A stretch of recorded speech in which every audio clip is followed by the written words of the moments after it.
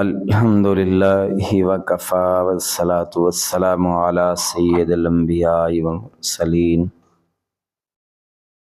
فقد قال اللہ تبارک وتعالی فی کلام المجید والفرقان الحکیم اعوذ باللہ من الشیطان الرجیم بسم اللہ الرحمن الرحیم لقد من اللہ علی المؤمنین اذ بعث فیہم رسولا من انفسہم یتلو علیہم آیاتک ویعلمہم الکتاب والحکمہ ویزکیہم انک انت العزیز الحکیم صدق اللہ مولانا العظیم وبلغنا رسولہ النبی الکریم ونحن علی ذلک لمن الشاہدین والشاکرین والحمد للہ رب العالمین رب اشرح لی صدری ویسر لی امری واحلل عقدۃ من لسانی یفقہوا قولی رب زدنی علما رب زدنی علما رب زدنی علما سبحانک لا علم لنا الا ما علمتنا انک انت العلیم الحکیم ان اللہ وملائکتہ یصلون علی النبی یا ایھا الذین آمنوا صلوا علیہ وسلموا تسلیما۔ تمام ساتھی دل کی گہرائیوں سے بآواز بلند درود پاک پڑھ لیجئے۔ اللہم صلی علی محمد وعلی آل محمد کما صلیت علی ابراہیم وعلی آل ابراہیم انک حمید مجید۔ اللہم بارک علی محمد وعلی آل محمد کما بارکت علی ابراہیم وعلی آل ابراہیم انک حمید مجید۔ میرے محترم بزرگوں، عزیز نوجوان بھائیوں، ساتھیوں، ربیع الاول کا مہینہ ہے، اور جب ہمارے پیارے نبی صلی اللہ علیہ وسلم دنیا میں تشریف لائے، یعنی کہ ہمارے پیارے نبی پیدا ہوئے، دوسرے لفظوں میں پیدا ہونے کو ولادت کہتے ہیں، میلاد کہتے ہیں، تو ہمارے آقا علیہ السلام کی پیدائش ربیع الاول کے مہینے میں ہوئی۔ اس لیے لوگ ربیع الاول کو میلاد کا مہینہ بھی کہتے ہیں۔ میلاد کہتے ہیں پیدائش کو، ولادت کو۔ اور حضور صلی اللہ علیہ وسلم ربیع الاول کے مہینے میں مکے شہر میں آمنہ کے گھر میں پیدا ہوئے، اس میں کوئی شک نہیں ہے۔ جو لوگ یہ سمجھتے ہیں نا کہ کوئی میلاد کا منکر ہے یا کوئی میلاد کا منکر ہو سکتا ہے، تو میلاد کا منکر بھی کوئی بیوقوف ہو سکتا ہے، اور میلاد کے بارے میں جو کہتا ہے کہ کوئی فلاں میلاد کا منکر ہے، وہ بھی بیوقوف ہوگا۔ وہ بھلے آقا علیہ السلام کی پیدائش کا کون منکر ہے؟ کون منکر ہو سکتا ہے؟ اس لیے ہمارے آقا کی میلاد کا، پیدائش کا کوئی منکر ہو ہی نہیں سکتا۔ منکر کا مطلب ہے کوئی کہے کہ حضرت محمد صلی اللہ علیہ وسلم پیدا نہیں ہوئے، میں حضور کی میلاد کو نہیں مانتا، یعنی حضور کی پیدائش کو نہیں مانتا۔ کیوں جی، سمجھ رہے ہیں بات؟ حضور صلی اللہ علیہ وسلم کی پیدائش کا منکر دنیا میں کوئی نہیں ہے،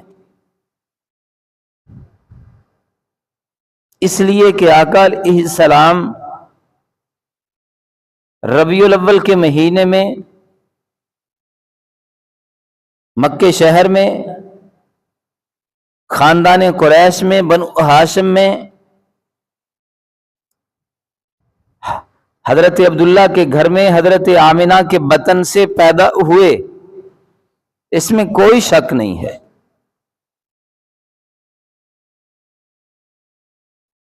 اس لیے حضور علیہ السلام کی جو پیدائش ہے، حضور کی جو میلاد ہے، اس کا انکار کوئی نہیں کر سکتا، مسلمان بھی نہیں کر سکتا، غیر مسلم بھی نہیں کر سکتا، شیطان بھی نہیں کر سکتا۔ حضور پیدا ہوئے ہیں۔ اگلی بات، اس کائنات میں اللہ تو اللہ ہیں، باقی سب اللہ کی مخلوق ہیں۔ اللہ کے علاوہ ساری اللہ کی مخلوق ہے۔ وہ مخلوق کسی بھی جنس سے تعلق رکھتی ہو، سب کو پیدا اللہ نے کیا ہے، اور باقی مخلوقات ساری اللہ کی پیدا کردہ ہیں۔ اللہ کی جتنی مخلوقات ہیں ان میں سے انسان کو اللہ نے شرف اور عظمت بخشی ہے۔ انسانوں میں اللہ تعالیٰ نے درجے رکھے ہیں، درجہ بدرجہ انسانوں میں عظمتیں ہیں، فضیلتیں ہیں، رتبے ہیں۔ انسانوں میں رتبے کے لحاظ سے جو سب سے بڑا منصب ہے، یعنی مسلمان ہونا بھی ایک منصب ہے، نمازی ہونا بھی ایک منصب ہے، حاجی ہونا بھی منصب ہے، مجاہد ہونا بھی منصب ہے، بے شمار منصب ہیں۔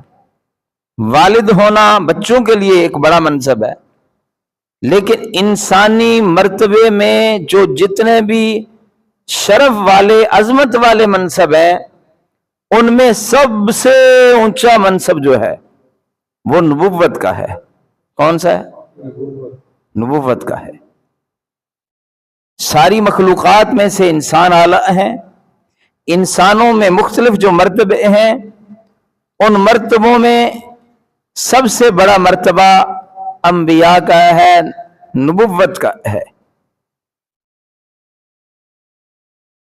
اور اللہ تعالیٰ نے تقریباً کم و بیش، کم بھی ہو سکتے ہیں، اس سے زیادہ بھی ہو سکتے ہیں، یہ ایک انداز ہے کہ 1,24,000 انبیاء اور رسول اپنے اللہ نے بھیجے ہیں۔ ان میں حضرت محمد صلی اللہ علیہ وسلم اللہ کے نبی اور رسول ہیں، اور سارے نبیوں میں رتبے کے لحاظ سے ہمارے آقا حضرت محمد صلی اللہ علیہ وسلم بلند تر ہیں۔ اگر یوں کہا جائے کہ اللہ کی ذات کے ساتھ تو کسی کا موازنہ ہی کوئی نہیں، اللہ کی ذات کے ساتھ تو مرتبے میں کسی کا مقابلہ کیا ہی نہیں جا سکتا۔ اللہ کی شان عظمت کے بارے میں کسی کو تولا ہی نہیں جا سکتا، نا مثال ہی نہیں دی جا سکتی، وہ خالق ہے۔ لیکن اللہ کے علاوہ جو اللہ کی مخلوقات ہیں، اس میں انسان ہیں، جن ہیں، فرشتے ہیں، جتنی بھی مخلوق ہے، ساری مخلوقات میں جتنے بھی اللہ نے شرف اور مرتبے بخشے ہیں، ان میں سب سے بڑا مرتبہ، سب سے بڑا شرف اللہ نے اپنے آخری نبی حضرت محمد صلی اللہ علیہ وسلم کو عطا کیا۔ یا یوں کہہ لو کہ اللہ کی ذات کے علاوہ باقی جو اللہ کی مخلوق ہیں، ان میں سب سے بڑا کون ہے؟ حضرت محمد صلی اللہ علیہ وسلم۔ اس میں کوئی شک نہیں ہے۔ اب دیکھیے، اللہ کے جتنے نبی آئے ہیں،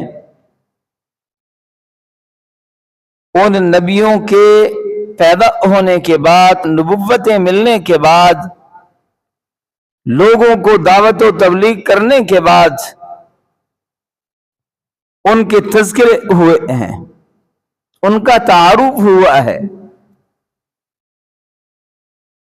کہ یہ حضرت آدم ہیں علیہ السلام، یہ حضرت نوح علیہ السلام ہیں، یہ حضرت یحییٰ ہیں، حضرت ادریس ہیں، یہ حضرت ابراہیم علیہ السلام ہیں، حضرت موسیٰ علیہ السلام ہیں، حضرت عیسیٰ علیہ السلام ہیں. یہ دنیا میں آئے، انہوں نے زندگی گزاری، ان کا تعارف دنیا کے سامنے آیا. کائنات میں ایک ہی ہستی ایسی ہے، کائنات میں ایک ہی اللہ کا لاڈلا اور پیارا نبی ایسا ہے کہ جس کے پیدا ہونے سے پہلے اس کا تعارف کروایا گیا ہے، بتایا گیا ہے، اس کا تذکرہ کیا ہے. وہ نبی میرا اور آپ کا نبی ہے کہ ابھی پیدا نہیں ہوا، ابھی اس نے زندگی گزاری نہیں ہے، لیکن اس کا تعارف اللہ تعالیٰ نے پیش کیا ہے.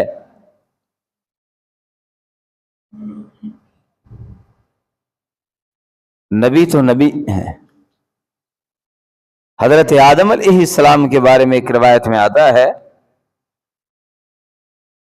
کہ جب ان سے معمولی خطا ہوئی اور اللہ نے کچھ دیر کے لیے ان کو آزمائش میں ڈالا، کئی دعائیں ہیں جو اللہ تعالیٰ نے حضرت آدم علیہ السلام کے ذہن میں ڈالی اور وہ دعائیں انہوں نے مانگی. فَتَلَقَّى آدَمُ مِن رَّبِّهِ کلمات، کئی کلمات ہیں، کئی دعائیں ہیں جن کی بنیاد پر فتاب علیہ، حضرت آدم علیہ السلام نے ان دعاؤں کی طرف رجوع کیا. کئی دعائیں ہیں.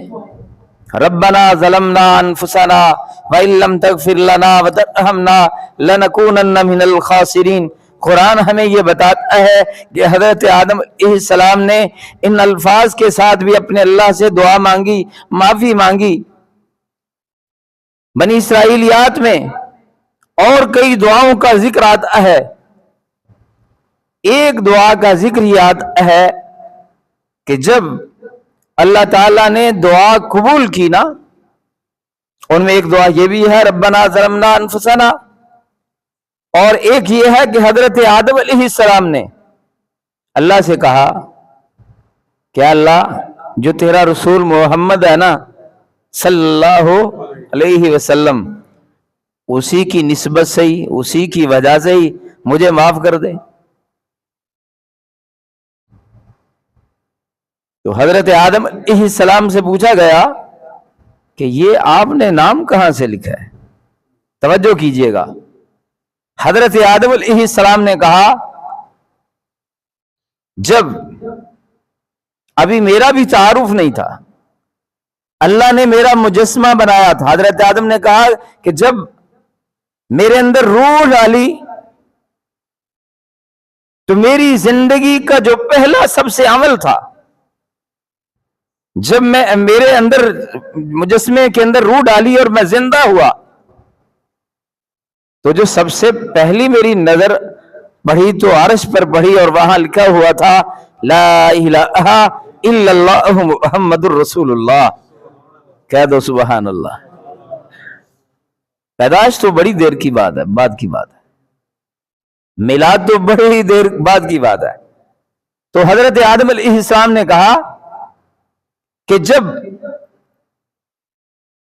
مجھے زندگی ملی تھی تو میری زندگی ملنے کے بعد جو سب سے پہلے لمحے میری نظر پڑی تھی تو عرش پہ میں نے یہ لکھا دیکھا تھا لا الہ الا اللہ محمد الرسول اللہ صلی اللہ علیہ وسلم.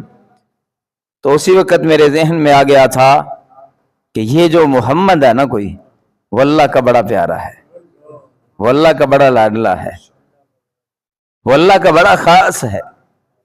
اس لیے حضرت آدم علیہ السلام نے بھی اپنی دعا میں اللہ کے نبی کا تذکرہ کیا اور اللہ کے نبی کی نسبت کو اللہ کو یاد دلایا کہ اللہ اس محمد کی وجہ سے صلی اللہ علیہ وسلم جس کا نام تو نے عرش پہ اپنے نام کے ساتھ جوڑا ہے، اس کی وجہ سے یا اللہ میری توبہ کو قبول کر لے.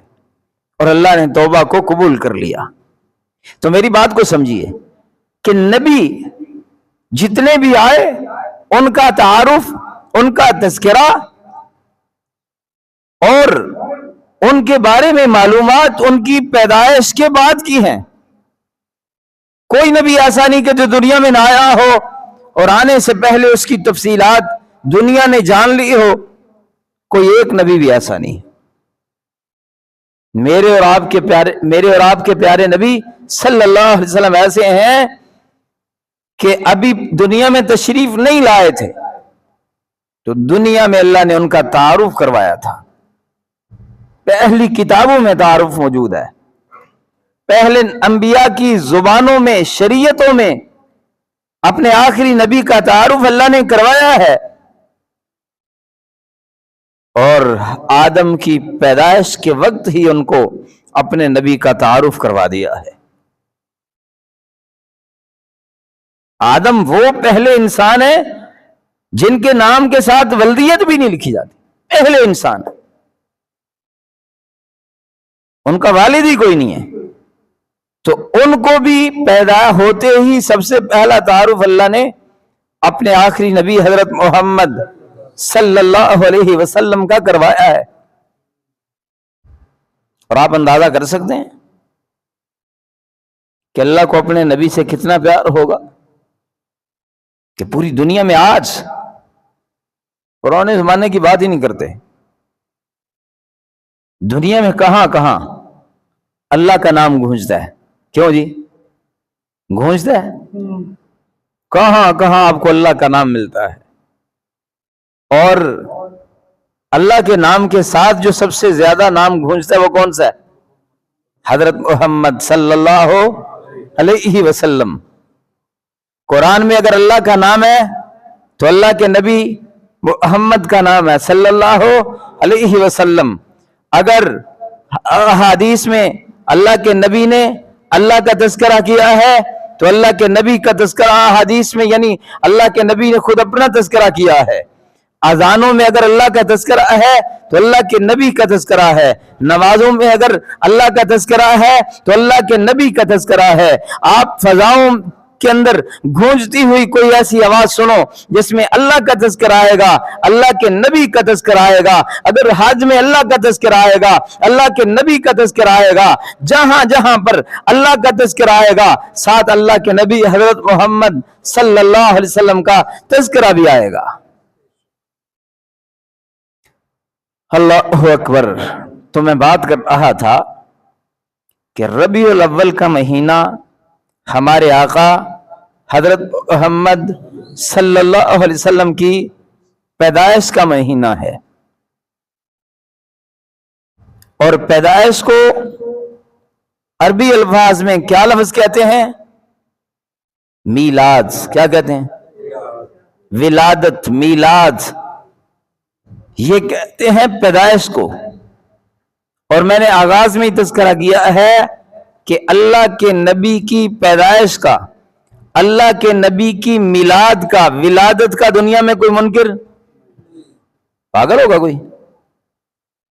کیسے ہو سکتا ہے؟ کوئی کہہ سکتا ہے کہ میں نہیں مانتا جی اللہ کے نبی پیدا نہیں ہوئے؟ کون کہے گا؟ ہاں، ایک بات ہے کہ ایک ہے اللہ کے نبی کی پیدائش کو جشن کے طور پہ منانا، تہوار کے طور پر منانا۔ ایک ہے کہ اللہ کے نبی کی پیدائش کو مقصد کے طور پہ سمجھنا کہ اللہ کے نبی کی پیدائش کا، دنیا میں آمد کا مقصد کیا تھا۔ آپ سے میں سوال کرتا ہوں کہ اللہ کے نبی دنیا میں تشریف لائے، آپ کے دنیا میں تشریف لانے کا جو مقصد ہے وہ زیادہ اہم ہے، خاص ہے، یا حضور کے آمد پر جشن کا منانا زیادہ خاص ہے؟ کیوں جی؟ مقصد خاص ہوتا ہے یا جشن خاص ہوتا ہے؟ اور جشن مشن یہ جو کام ہوتے ہیں یہ تو ویسے بھی بچوں کے کام ہوتے ہیں، یہ ہولا لفظ ہے، یا میں کہوں گا ایک ایسا دے کام ذرا ویلے لوکاں دے کام نے، یا کہاں گا یہ فضول لوکاں دے کام نے۔ سنجیدہ اور معقول لوگوں کے کام مقصد کی طرف ہوتے ہیں۔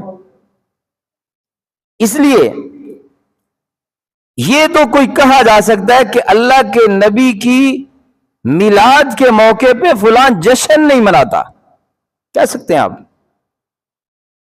لیکن اللہ کے نبی کی میلاد کا منکر کوئی نہیں ہو سکتا، اللہ کے نبی کی پیدائش کا انکاری کوئی نہیں ہو سکتا۔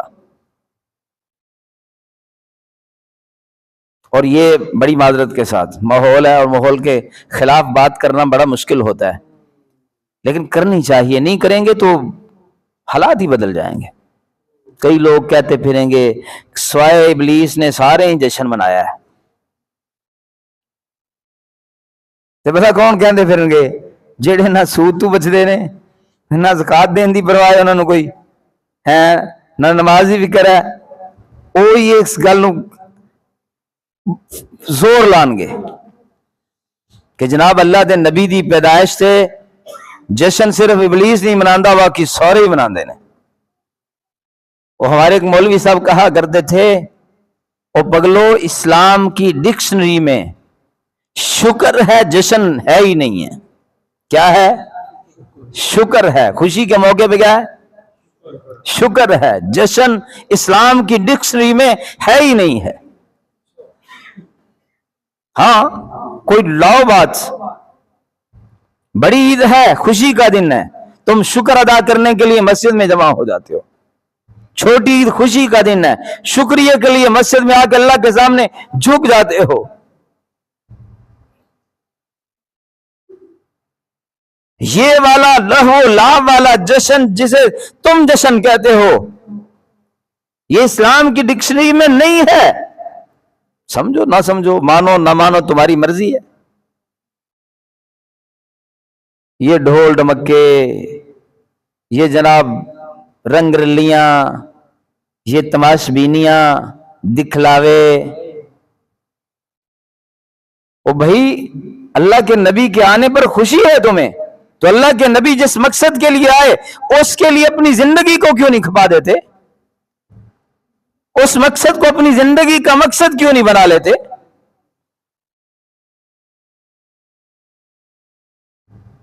لڑکیاں لڑکے بے حیا بن کے گلیوں میں نکلیں گے، یہ جشن مناؤ گے؟ پیسے فضول خرچی میں اڑاؤ گے، جسے رب ذوالجلال فرماتے ہیں ان المبذرین کانوا اخوان الشیاطین۔ لوگ بل نہ ادا کرنے کی وجہ سے خودکشیاں کر رہے ہیں، لوگ بھوک کی وجہ سے خودکشیاں کر رہے ہیں، لوگوں کے بچے لباس پہننے سے تنگ ہیں، اور تم لاکھوں اور کروڑوں روپیہ یہ نمود و نمائش پہ لگا کے کہہ رہے ہو کہ ہم اللہ کے نبی سے عشق کر رہے ہیں، اور جناب ہم جشن منا رہے ہیں۔ اور مولوی اس لیے بات نہیں کرے گا کہ یار لوگاں سارے دا دھیان ہے، لوگ کی کہیں گے، یار لوگوں کی ساری دنیا اس گنگا میں بہتی جا رہی ہے، کون روکے گا؟ جو روکے گا کہیں گے بے ادب ہے، گستاخ ہے۔ وہ بھئی کون سی گستاخی ہے اس میں؟ تم اپنا مال فضول خرچی میں اڑاؤ گے، فضول خرچی گنی جائے گی۔ فضول خرچی تم اسلام کے نام پہ کرو، باپ کے نام پہ کرو، اللہ کے نبی کے نام پہ کرو۔ جو فضول خرچی ہے وہ فضول خرچی ہے۔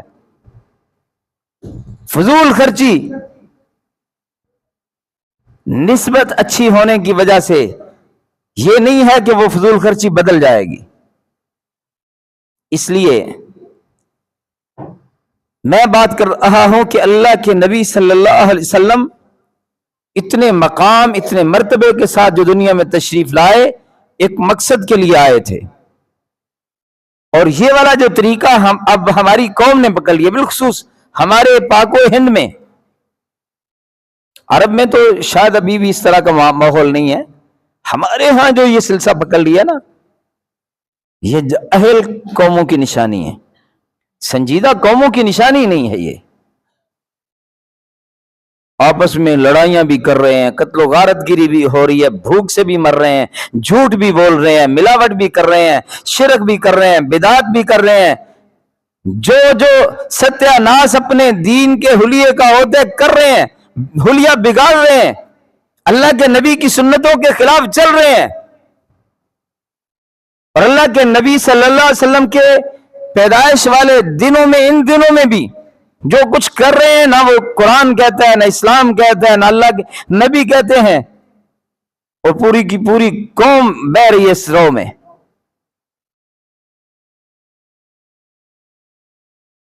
یاد رکھو، غلط کام غلط ہی ہے۔ اللہ کے نبی کے آنے والے دنوں میں کون ہے جو ایمان والا کہے کہ ہمیں خوشی نہیں ہے؟ کون ہے جو اللہ کے نبی صلی اللہ علیہ وسلم کی ذرا بر بھی بے ادبی اور گستاخی کا سوچ سکتا ہے؟ اللہ کے نبی کی ذرا بر بے ادبی، ذرا بر گستاخی انسان کے سارے اعمال ضائع کر دیتی ہے،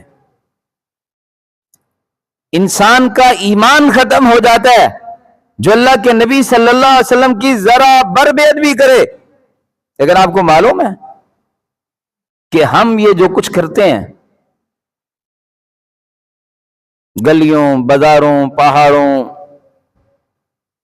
اور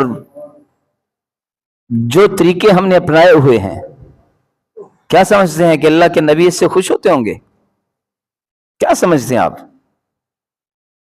اللہ کے نبی صلی اللہ علیہ وسلم کس طرح کا دین لے کے آئے تھے؟ کیا نقشہ ہم دنیا کے سامنے پیش کر رہے ہیں؟ اللہ کے نبی پوری انسانیت کے معلم ہیں، استاد ہیں۔ اللہ کے نبی پوری انسانیت کے لیے، پوری کائنات کے لیے ہدایت کا سیارہ ہے، ہدایت کا نشان ہے۔ آپ علیہ السلام کے ایک ایک قول سے، ایک ایک عمل سے انسانیت کے لیے فلاح اور کامیابی کی راہیں پھوٹتی ہیں، راہیں کھلتی ہیں۔ اللہ کے نبی صلی اللہ علیہ وسلم کی تعلیمات پر عمل کرنے سے انسانیت ایک بلند رتبے پہ فائز ہوتی ہے، انسانیت ترقیوں کی طرف جاتی ہے۔ لیکن اللہ کے نبی کی تعلیمات کو ہم فراموش کیے ہوئے ہیں، اللہ کے نبی کا جو دنیا میں آنے کا مقصد تھا اسے بھلائے ہوئے ہیں، اور اپنی من مرضی، اپنی خواہشات ہے نا، 4 دیگیں پکا لیں، او بھائی اگر آپ کے ذمہ زکوٰۃ کے پیسے 10,000 بنتے ہیں، وہ تم نہیں دے رہے، ربیع الاول کو 10 دیگیں پکا کے 1,00,000 روپیہ بھی خرچ کر لو، کوئی فائدہ نہیں تمہارے 1,00,000 روپے خرچ کرنے کا۔ تمہارے پڑوس میں اگر غریب بچیاں غربت کی وجہ سے، تنگ دستی کی وجہ سے اپنا جسم بیچنے پہ مجبور ہیں، اور تو ان کے جو بدن کو ڈھانپنے کے لیے تیار نہیں، کپڑا دینے کے لیے تیار نہیں، اور تو جناب دکھلاوے کے لیے کر رہا ہے کہ میں جناب ربیع الاول کو بھی 10 بکرے کر رہا ہوں، میں نے جناب پوری گلی سجانے کے لیے لڑکوں کو 2,00,000 روپیہ دے دیا ہے، تو یہ جتنی بڑی اونچی مرضی نسبت ہے، تمہارا یہ عمل، یہ کریکٹر کوئی سنجیدگی کی نشانی نہیں ہے، کوئی معقولیت کی نشانی نہیں ہے۔ تو ساتھیو، اللہ کے نبی صلی اللہ علیہ وسلم ایک سنجیدہ، باوقار، انسانیت کو بام عروج تک پہنچانے والا دین لے کے آئے ہیں، بڑی خوبصورت معتدل تعلیمات لے کے آئے ہیں، بڑی پیاری تعلیمات ہیں اسلام کی۔ جو مولوی، جو قوم کے بڑے لوگوں کو نہیں سمجھاتے، ان کاموں کی طرف لگا رہے ہیں، یہ گمراہ کر رہے ہیں لوگوں کو، ورگلا رہے ہیں لوگوں کو۔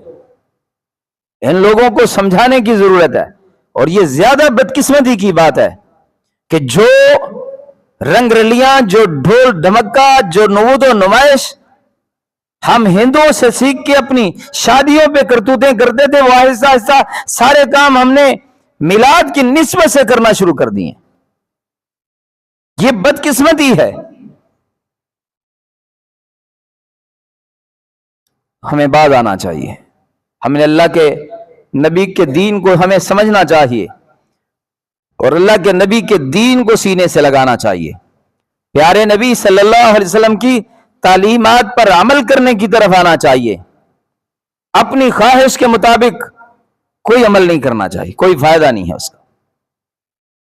اللہ تعالیٰ مجھے اور آپ کو ان باتوں کو سمجھ کر عمل کی توفیق عطا فرمائے.